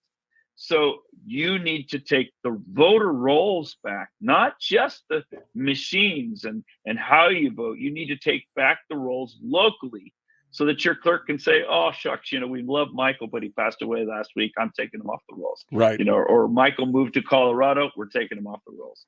Why would you wish that on me? Why would I go to Colorado of all places? No. Well, let's quickly here. We got about 4 minutes of this segment left. So I'm about solutions. So you've laid out a lot of the problems. So what would you suggest if Dr. Frank had a magic wand and could fix Alaska right now? What would be the changes that you would make in the state of Alaska to bring our election integrity back on track? Well, good. There's two aspects to this. There's what you do legislatively from the top down, and then there's what you do with the real government from the bottom up. There's two kind of approaches. So if I could wave my magic wand, I would tell the legislature we're going to return control of elections back to the boroughs. That would be my magic wand. Because does that solve all problems? Certainly not. But it would restore faith in the locals because the locals are in control of their own elections and they can use systems, they can use people that they trust. And so that would restore faith in elections. So that would be my magic wand. But that ain't never going to happen, brother, because the first rule of government is once you give government power, that never gives it up willingly. So that's from the top down is not going to happen, but from the bottom up would. So my other magic wand, if I could do it from the bottom up, would be borough after borough would step up and say, you know what?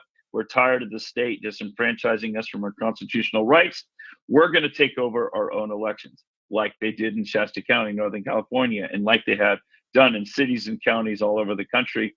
I'm not taking credit for that, but I've been instrumental in about 35 cities and counties around the country taking these actions.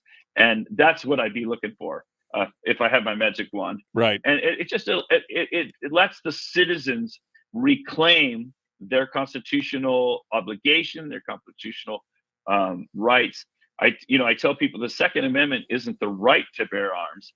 It's the obligation to bear arms. You're supposed to have a well-regulated militia. Well, in the same way, your right to vote is really not a right to vote. It's an obligation to participate in our republic, and you need to take actions to protect that and to implement that. Well, and that's why I've often said that, we need to be reaching out to that unmuddled mass in the middle who basically have thrown their hands up, and we need to bring them back into the fold of caring and give. And I know it's messy and it's like stepping into a pigsty. I know that it's a food fight every time, but we cannot just throw up our hands and walk away. We've got to do something. We've got to do something about it. We've got to keep pushing forward. Otherwise, as you said, we'll be ruled by our inferiors. That's 100% true. Dr. Frank is our guest.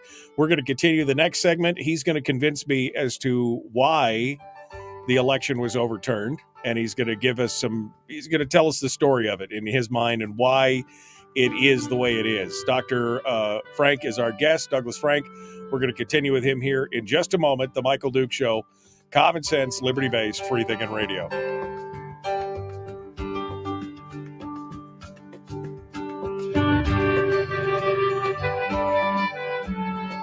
It's the Michael Dukes Show. Oh, yeah. Feeling this holiday thing. Give me some nog. You can fake your holiday spirit, or you can just try to find it for real. Happy holidays. Good luck with that. Streaming live every weekday morning, 6 to 9 a.m. on Facebook Live and MichaelDukesShow.com. Okay, Dr. Douglas Frank, our guest, continues on with us. Let me go back up here. I saw somebody had a question for this. Ask the good doctor about the veracity of the videos of people being paid to stuff ballot boxes, please. Is there, and I haven't seen all of these things, but I know that there have been allegations of people actually, stuffing boxes and say, are these the legit? Are these the real deal in your mind? I've seen some of those videos myself. There's the famous instance of 2,000 Mules, that Dinesh D'Souza produced, Salem Radio produced that movie last year. And a lot of those videos are not necessarily reliable, but with my own eyes, I have seen a video of people stuffing ballots. And there's a funny article in a newspaper in Arizona. It said the sheriffs are arresting the mules and they're singing like canaries. And I've seen many of those instances and evaluated those for myself personally. And yes, those are cases of ballot stuffing. Mules are paid something like $10 a piece for every ballot they stuff. But, I think it's easier to, I don't want to say convince people, because I don't think it's my job to convince people. I think it's my job to show them their own evidence and show them the situation they're in and encourage them to do some right things.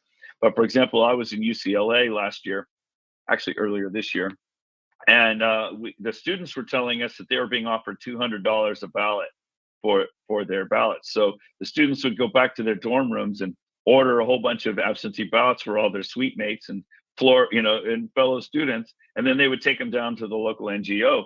$200 is a lot of money for students, and they could. Sorry, hang on. My phone is ringing. One of my schedulers probably telling me to remind me to be on your show. Anyway, so the students would be, offered money for the ballot. So then when those ballots are gathered by the NGOs, the non-government organizations, they would complete them and then they would hire mules to stuff them. And so, that's a real phenomenon. And I've spoken to mules and I've spoken to people that have participated in that myself personally. So there's at least some truth to that. What's different about me from most people is I'm a scientist and I don't like to make unsubstantiated claims. I like to make a model, make a prediction, then verify the prediction. That's what we do in the scientific method. So I don't just run around screaming bloody murder. I say, hey, we got a murder. Let's go investigate. Oh, here's a dead body. Okay, we got a murder. Well, and I think that's important. You mentioned, the thing about the state of Alaska is that they're never going to give up the power. I mean, that's governments everywhere, right? Once you give them the power, Right. It's 10 times the work to claw it back than it was to actually give it to them. And we're seeing that even here. We're seeing that here, even in the state of Alaska. One of our senators, who's a friend of the show, Mike Showers, was told of a report that was produced by the Office of Management and Budget that was an investigation into the elections, into some of the problems with like the voter rolls and some of those things. And he's been fighting for almost 3 years to get access to this report. He got a copy of it, but it was 90% redacted. I mean, this is a public report that was into the investigation, and it is redacted, and he's a senator who's got bills on the floor trying to fix election things, and he can't get a copy of this report. And to me, that's the most astonishing thing I've ever heard, that you've got a governmental agency on a report on one of the most important functions of government as far as tallying and counting voting and things like that, and they will not release the report. Is that any place else? You're hearing things like this any place else? Not to that extent, but I remember at the beginning of the program you said, gee, I'm going to see if I can get Dr. Frank to persuade me that we have problems with our elections. I think you just convinced yourself. Oh, if there was any proof that you have a problem, is your government doesn't want anybody to look too closely. Well, let me clarify. I don't. It's not that I don't believe that there are problems with elections. My major question is whether or not the 2020 election was actually overturned and should have gone the other way. That's my main concern. And part of that is due to the fact of, Sydney, what's her face, and some of the things. Sidney Powell. Yeah, Sidney Powell, and some of this. Some of that stuff was just like so over the top, and like, guys, you're killing me. And so some of that is that I believe that there's election problems. I definitely believe. I just don't know that they are big enough to actually overturn the whole election. Now, possibly. But again, to me, the bigger problem was always the confidence issue in the electorate. That was always the thing. But yeah, there's no doubt Alaska has some serious issues. You'll recall that after the 2016 election, that Hillary was going around the country screaming bloody murder that our elections were overturned and that she'd actually won, and that the Russians hacked our elections. So that we had to listen to the Democrats for 4 years complaining, and now we're listening to the Republicans for 4 years. My point is, why are we doing this? It doesn't matter, and I can show you state after state. It doesn't matter whether it's red or blue; they're all corrupt. So we got to change our system. And I totally agree with that. I totally agree with that. All right, Dr. Douglas Frank, our guest. We're going to continue here, The Michael Duke Show. Common sense, liberty-based, free-thinking radio. Like, share, subscribe, ring the bell. Let's do this thing. Here we go.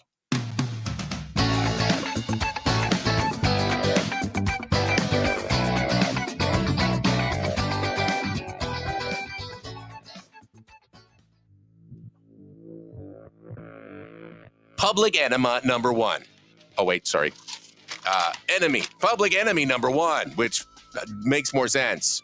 On the other hand, he's a little bit of a pain in the Michael Duke Show. Yeah, what? I've never heard such a thing. Welcome back to the program, The Michael Duke Show. Dr. Douglas Frank is our guest. We're talking about election. Public enema, I like that. Yeah, public enema number one. That's me. This show has often been called the your mental suppository. I'm just here to clean you all out and get you all squared away. Well, you know the Italian word for enema, don't you? I do not. Italian word for enema, it's innuendo. It's, of course it is, because it's always and that's where it starts, is innuendo. All right, let's move on to the national stuff. And I've said you're gonna get us in trouble, Dr. Frank. So again, I've said before, I believe that there's problems with elections. I believe that there is fraud going on. I don't know how systemic it is. You've raised the bar here on a couple things for sure. But I have not been 100% convinced that the election of 2020 was overturned or was valid, or, I think that there's a lot of jaw-jacking going on around this. And you're right, Hillary in 2016, she cried the same thing. And I felt the same way over that. I was like, oh man, just move on, kind of thing. And I feel kind of the same way with Sidney Powell and Giuliani and some of these other people doing some of the same stuff. But so convince me. So, convince me why this made such a difference in 2020. Give me a shout out here, and then we'll finish up with where we end up here on at the end here. What you're going to be doing tonight. Well, I've now analyzed more than 3,000 counties, right down to the individual voter address in the country, because I do this every day. I'm a scientist, and I've proven that there are algorithms functioning. That is an open and shut case.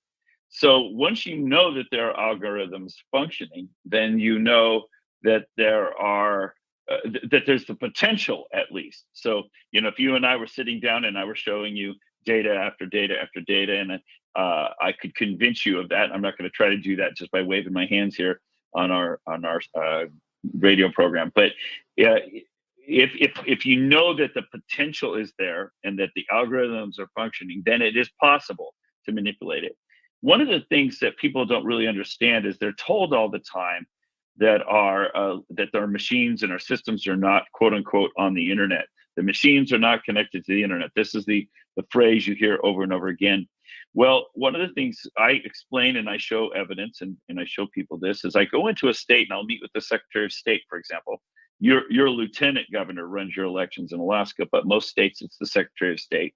And I'll go into their office and right in front of their faces, I'll hack into their elections. I mean, I can go into any of their counties, turn their machines on remotely, and manipulate their elections right in front of their face.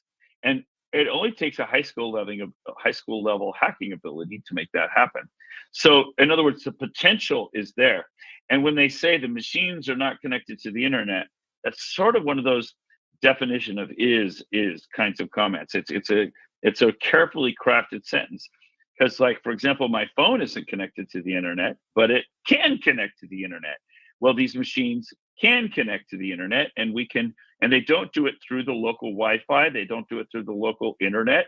They do it through a modem that's built right into the motherboard of these Dell computer motherboards in these election machines that go right to the cell towers. So we can access them not through the internet, through the cell phone networks. And so it's one of those careful phrases. And we have, oodles of evidence. I'm sure you're a rational guy. If I showed you the evidence, you'd go, oh, wow, yeah, our machines are connecting to the outside connections during the elections. And you'd say, wait a minute, that's not supposed to be happening. So just that first step would make you suspect that this is possible. Whether we proved it happened yet or not, that's a whole nother thing. And I appreciate your objectivity, and you're saying, show me, you should live in Missouri, the show me state, show me. And I respect that. I'm a scientist. I give me the evidence. So then what I would do is I would then take you into counties and I would show you, see, here's how much is here. Here's how much is here. Here's how much is here. And then I would show you multiple state after state after state after state. And then you would see where I would justify each one of the cases. And then you would say, okay, yeah, I see it's about 10% in about every state. Well, about 10% in every state, that's enough to overturn the election. So that would be the approach I would take if I were going to try to convince you. That isn't what I usually do. I don't usually try to convince people. I usually just try to show them the evidence. And then I try to say, now look, whether or not it's flipped or not, this is a dumb way to run our elections. Yeah. And your constitutional rights are being disenfranchised from you. And here's the proof. And by the way, I'm going to let you find your own proof in your own community. Go knock on these 10 doors. And when you do, you're going to find 5 cases of fraud. How do you feel about that? So you see where I'm going? In other words, I let them prove to themselves that you have fraud. And that's what's going to be coming up in the next several months. You're going to be hearing a lot about this in your state. I've started several bonfires. I got bonfires going to Juneau, Fairbanks, down in Homer, and several places on the peninsula. So you're going to be hearing a lot about this. Well, and that's good. I think that there is problems, and yes, I understood, one of those things is that technology is one of those things where people are like, oh, it's not connected to the internet. Well, but is it connectable? Is it connectable to anything? Exactly. And that's the thing. Now, you mentioned something about there is an algorithm, and you could see the algorithm. And now, as a scientist, that's your jam, right? I mean, that's right up your alley. So explain that to us. You're seeing an algorithm. You're seeing trends. And I mean, that's how you look at data and you analyze it and you say, okay, where are the patterns? Where are the trends? So explain, yes. We got about 5 minutes here. Explain this algorithm to me. Explain what you're seeing in the overall picture. Sure. So I discovered this in December of 2020, that if I go into a state and I download the voter rolls and I downloaded the voting history of every voter, that all I have to do is look at one county in a state. And if I say, well, how many 18-year-olds voted in that county? How many 19-year-olds? How many 20-year-olds? And I map that out from 18 years up to 110 years. There'll be a certain interesting morphology. There'll be a certain shape. And what I noticed is that if I use that shape, I can predict the turnout in every other county in that state. And that alone is surprising, because why would everybody in every county vote in the same way? I mean, the 18-year-olds in one county are certainly not the 18-year-olds in another county, and you've got university towns versus rural towns versus urban towns versus Amish towns. It should be different in different counties, but it's not. If I study one county, I can predict all the others, that morphology of who voted. That is a surprising thing. But now let me take it to the next level. But if I use that same shape and I just step up, say I did that in Ohio, and I step over the border and go into Indiana, that doesn't work anymore. But I'll study one county in Indiana, and I can predict all the other counties in Indiana. And then I'll step over the border and go into Illinois and do one county, and I can predict all the counties in Illinois. So what I've proven, and I've shown graphs of this, and I've testified before multiple legislatures, is that the elections in every state are centrally controlled. And there's a simple algorithm operating that controls that. Now, that's just one of the many algorithms that I've been able to show. That's just one. There's another one How do you put people in the voter rolls? And a simple example of that, I know we're short on time, so I'll be efficient, is if you clean up your voter rolls too aggressively, they fill right back up. What? How could that happen? So, for example, Judicial Watch has been going around the country suing county after county, state after state, for having too many people in their voter rolls. And that happened this year, 2023, in February. Judicial Watch sued the county of Los Angeles. And by law, they had to remove 1.2 million people from their voter rolls. That's over 1 in 4 of their voters. They, like you, weren't cleaning their voter rolls properly. Well, within 2 months, they were full right back up again with the new non-real voters. Now, that's exactly what my algorithm shows, how that happens and how that operates. And we actually have uncovered the source code for that and downloaded it off of the machines in the state of Wisconsin, for example. And this is not speculation on my part. We actually put that source code into evidence before their state legislature.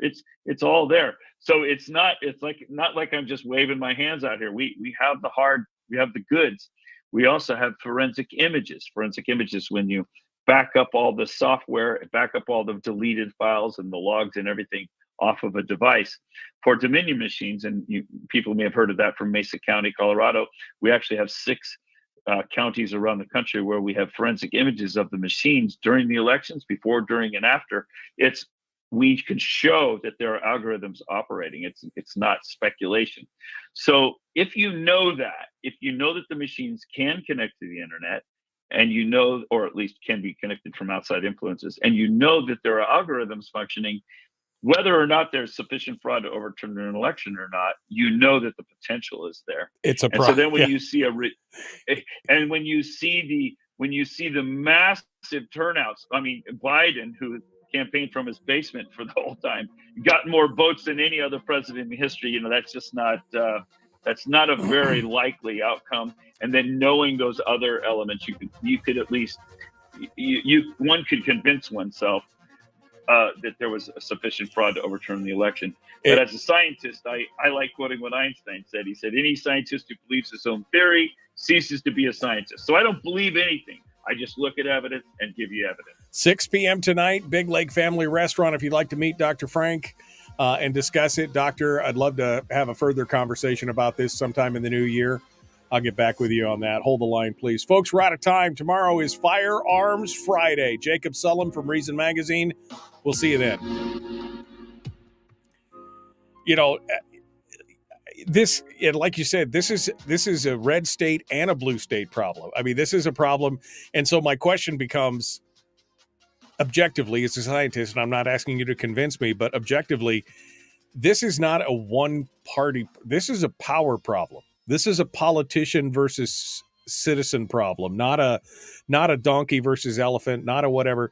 You are correct. This is a power broker, politician, elites versus a citizen problem. And that's the oldest problem in the book.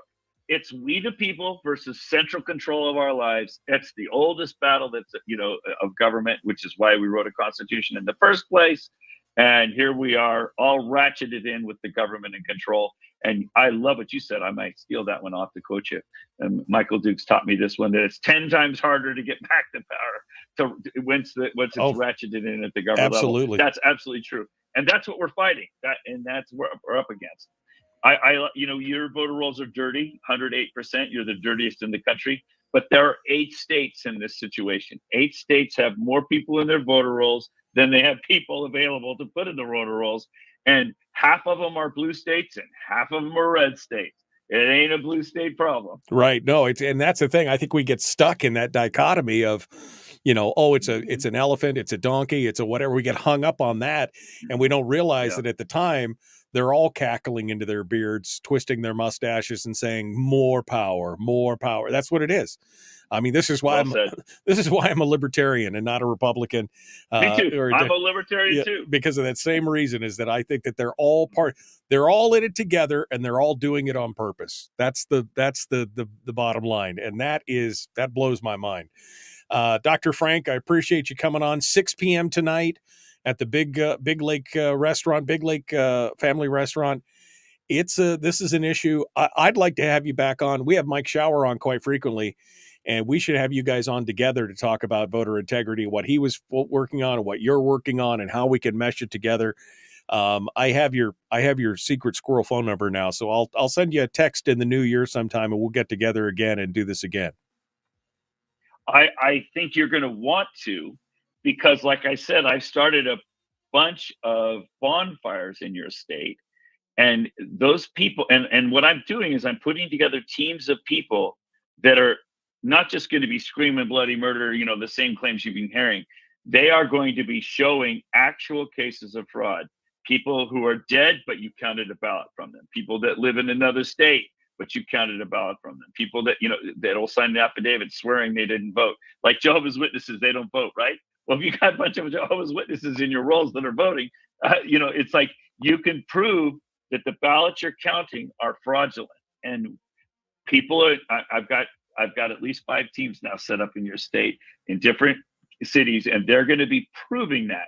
So we're not going to make any unsubstantiated claims. They're going to be real claims, and that's going to increase the public awareness. And right on your show, you're going to want to cover that because it's a public awareness issue. We've got a former legislator who's about to go to court. This has been going on for 3 years, waiting for this to happen, for just such a thing. Dead people voting.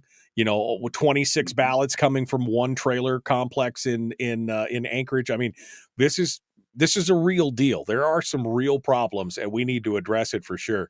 But yeah, we'd love to have you back on and to do it. Appreciate the work. Appreciate the integrity and the honesty of what you've given us today.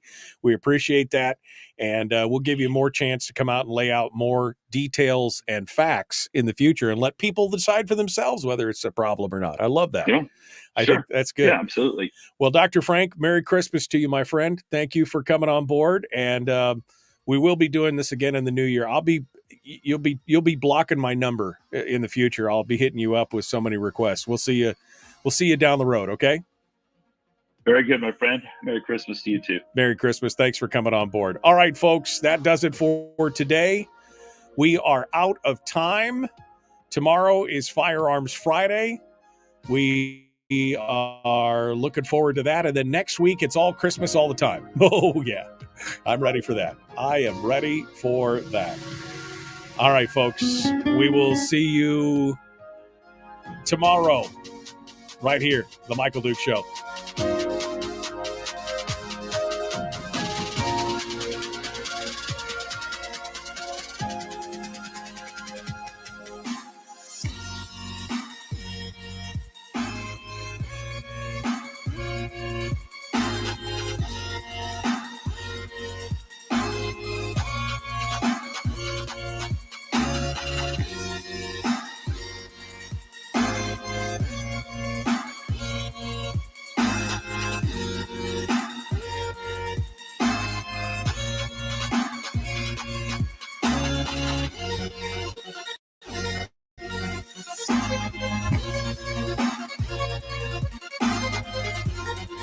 Goodbye.